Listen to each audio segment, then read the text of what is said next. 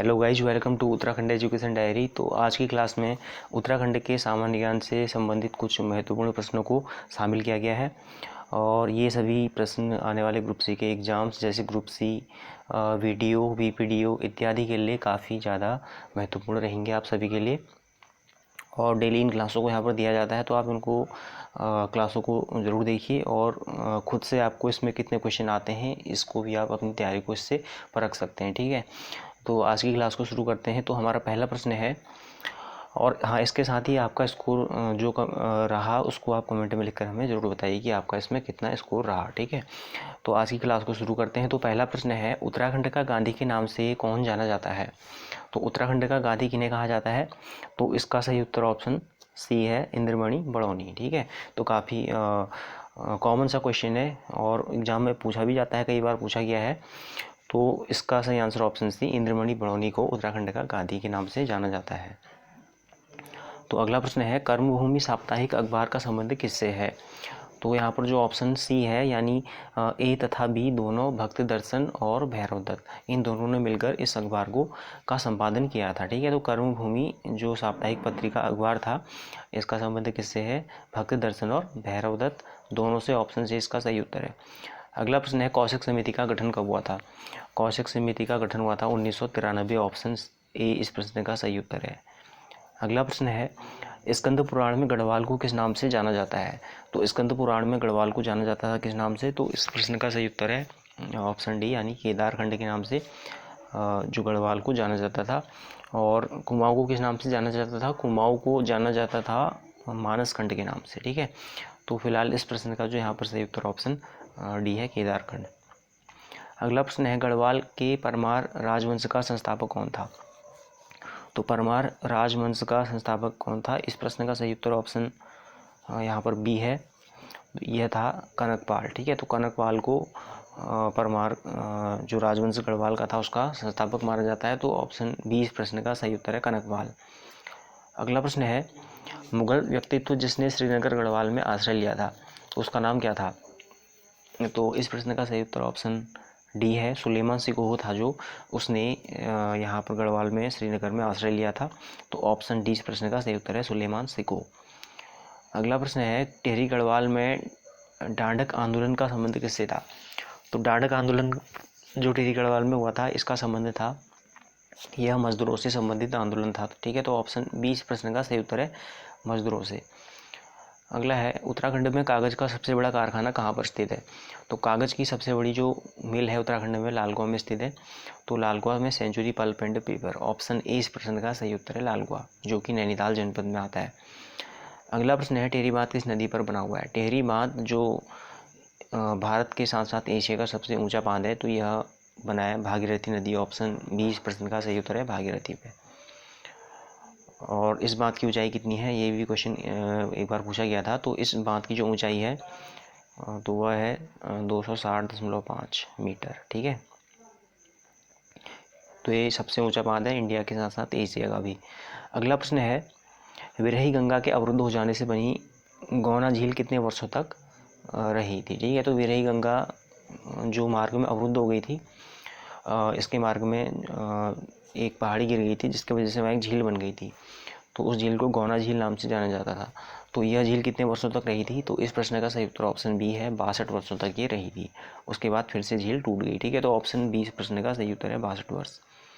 अगला प्रश्न है, बुनकरों के उत्पादन में वृद्धि, तकनीक, कौशल एवं आधुनिकीकरण हेतु उत्तराखंड में कौन सी योजना संचालित है? तो इस योजना का नाम है, यहाँ पर जो इस प्रश्न का सही उत्तर ऑप्शन डी है, यानी उपरोक्त में से कोई भी नहीं है। ठीक है, तो इसका जो उत्तर है ऑप्शन डी है। तो आप कमेंट में लिखकर हमें बताइए कि इस प्रश्न का सही उत्तर क्या होगा।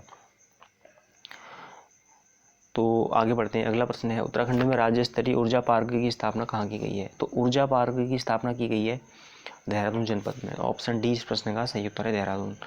अगला है, निम्नलिखित में से कौन सा योजना सम्मिलित नहीं है? तो यहाँ पर कुछ जल विद्युत परियोजनाएं और किस जिले से संबंध रखती हैं दिया गया है। उनमें जो सम्मिलित नहीं है यह हमने बताना है। तो लोहारी नागपाला परियोजना उत्तरकाशी, ये जो है सम्मिलित है। और अगला है, पाला मनेरी जो परियोजना है उत्तरकाशी, ठीक है, ये भी ठीक है। किसाऊ बांध परियोजना देहरादून, ठीक है, तो उपरोक्त में से कोई नहीं, ठीक है, ये सभी जो है सुमेलित है, तो उपरोक्त में से कोई भी नहीं। अगला प्रश्न है, हरिद्वार किन दो राष्ट्रीय राजमार्गों के संगम पर स्थित है? तो हरिद्वार जो है यह नेशनल हाईवे 58 और 74 के संगम पर स्थित है, तो ऑप्शन ए इस प्रश्न का सही उत्तर है। अगला है, स्थानीय भाषा में बसक्याल किस ऋतु को कहा जाता है? बसक्याल उत्तराखंड में स्थानीय भाषा में किस ऋतु का नाम है? तो इस प्रश्न का सही उत्तर ऑप्शन बी है, वर्षा ऋतु को बसक्याल कहा जाता है, वर्षा, तो ऑप्शन बी इसका सही उत्तर है। अगला है, उत्तराखंड के कौन से जनपदों का समूह भूकंपीय स्थिति के अनुसार सर्वाधिक सक्रिय या संवेदनशील है? सर्वाधिक सक्रियता की श्रेणी में जो आते हैं, तो इस प्रश्न का सही उत्तर ऑप्शन सी है, बागेश्वर और चमोली में, ठीक है, तो ये जोन 4 और 5 में आते हैं, बागेश्वर और चमोली, जो काफ़ी ज़्यादा सक्रिय है, तो ऑप्शन सी इसका सही उत्तर है। अगला है, श्रीनगर गढ़वाल में स्थित अजयपाल का राजभवन किस वर्ष भूकंप से क्षतिग्रस्त हो गया था? तो अजयपाल का राजभवन जब यहाँ पर आया था, गढ़वाल में भूकंप आया था, तो यह आया था सन 1803 में, ठीक है, तो उस समय इसका भवन क्षतिग्रस्त हो गया था 1803 में, और उसी के बाद गोरखों ने यहाँ पर विजय भी पा ली थी। अगला प्रश्न है, किस वृक्ष को उसकी उपयोगिता के कारण उत्तराखंड का सोना कहा जाता है? तो उत्तराखंड में जो एक महत्वपूर्ण वृक्ष है, तो उसका नाम बांज का वृक्ष है, ठीक है, तो इसको उत्तराखंड का सोना कहा जाता है, बांज का वृक्ष, काफ़ी ज़्यादा महत्वपूर्ण उपयोगी ये वृक्ष है। अगला प्रश्न है, वन अनुसंधान संस्थान कहाँ पर स्थित है? तो फॉरेस्ट रिसर्च इंस्टीट्यूट उत्तराखंड में स्थित है, देहरादून जिले में, तो ऑप्शन बी इसका सही उत्तर है, देहरादून में, ठीक है, FRI देहरादून में है।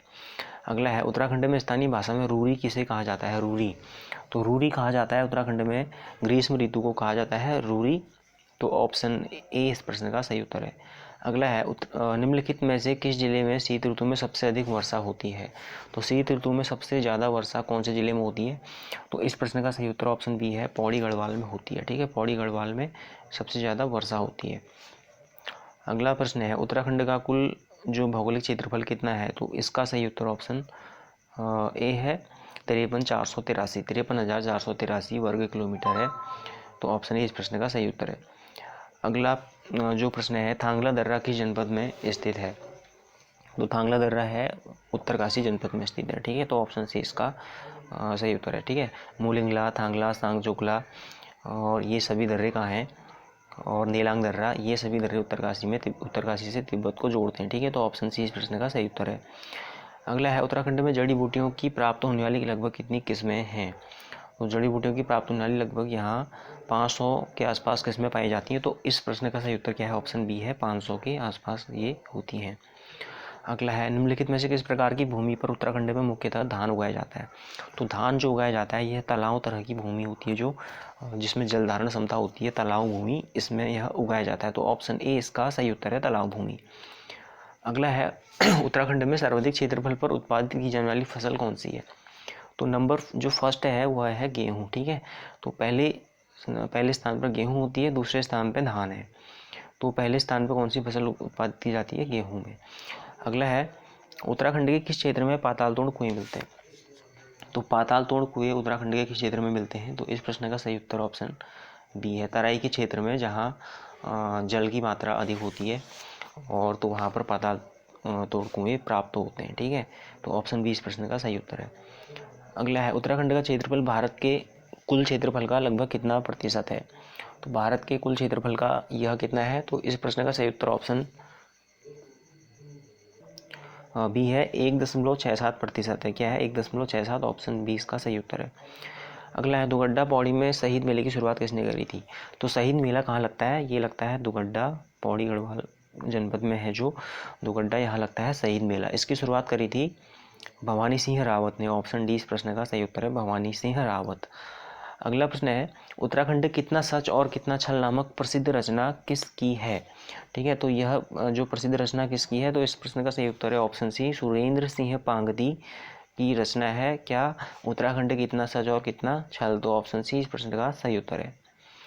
तो आज की क्लास में इन प्रश्नों को यहीं पर समाप्त करते हैं। तो आपका स्कोर कितना रहा और आप इसको कमेंट में लिखकर हमें ज़रूर बताइए। और इसके साथ ही अगर आपको इसका PDF प्राप्त करना है तो आप टेलीग्राम चैनल पर हमसे जुड़ सकते हैं, जिसका लिंक आपको यहाँ पर डिस्क्रिप्शन में नीचे मिल जाएगा। ठीक है, तो अगली क्लास में मिलते हैं घर पे रहिए, सेफ रहिए और बार बार रिवाइज करते रहिए। ठीक है, थैंक यू।